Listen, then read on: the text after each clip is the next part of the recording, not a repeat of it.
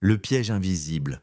Plus tu forces, plus tu t'éloignes. Tu peux tout faire comme il faut, et pourtant sentir que rien ne bouge. Et si le problème n'était pas que tu en fais trop peu, mais que tu en fais trop, parce que l'effort, dans certains domaines, n'est pas un moteur, c'est un signal. Un signal qui dit « je ne l'ai pas encore ». Or la vie ne répond pas à tes mots. Elle répond à ton état intérieur. On t'a appris à lutter, à pousser mais à contrôler, à forcer les circonstances.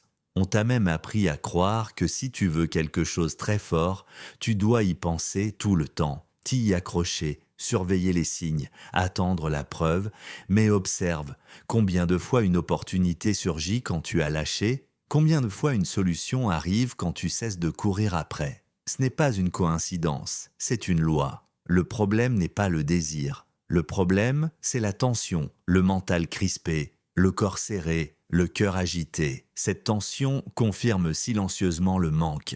Et le manque devient un programme. Tu peux visualiser, affirmer, prier. Si au fond, tu es inquiet, impatient ou en train de vérifier si ça marche, tu déclares intérieurement « ce n'est pas là ».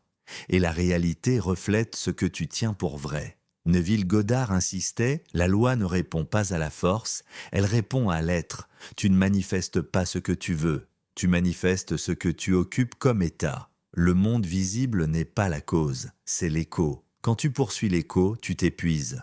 Quand tu reviens à la cause, tout change. C'est là qu'entre un mot-clé, le sabbat. Ce n'est pas un jour, ce n'est pas un rituel. C'est le moment où, intérieurement, c'est réglé. Tu ne pousses plus, tu ne surveilles plus, tu ne demandes plus quand, pas parce que tu abandonnes, mais parce que tu as accepté l'idée comme vraie. Et tu sais que c'est vrai quand ça devient naturel. Tu ne te réveilles pas chaque matin pour te convaincre de ton prénom, tu le sais. De la même manière, un état vraiment assumé devient une évidence calme, pas une excitation bruyante. Beaucoup se trompent, ils croient que l'intensité produit des résultats. En réalité, l'intensité cache souvent une distance. C'est énorme, c'est difficile, c'est pas encore, et tu recrées le manque. Alors, fais un basculement simple. Neville disait « pense depuis la fin, pas à la fin, pas un jour ça arrivera, mais si c'était déjà vrai, comment je vivrais aujourd'hui, comment je marcherais, comment je déciderais, comment je respirerais. Ce n'est pas jouer un rôle, c'est se relocaliser intérieurement. C'est arrêter de demander la permission au monde extérieur pour être en paix. Et là, un paradoxe apparaît. Quand tu cesses d'interférer, la vie s'organise.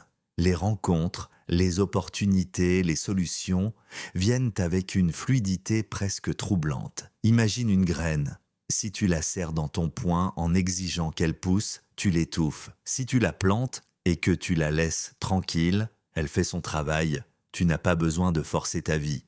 Tu as besoin de te stabiliser. Tu sais que tu es stabilisé quand tu n'as plus besoin de vérifier, quand tu n'as plus besoin de prouver, quand tu peux être calme même si tout n'est pas encore visible. Tu ne renonces pas à ton désir, tu renonces à la lutte. Si ce message t'a parlé, like la vidéo et abonne-toi. Je publie régulièrement des contenus sur la transformation intérieure, la conscience et l'art de redevenir créateur de sa réalité. Merci Rolande.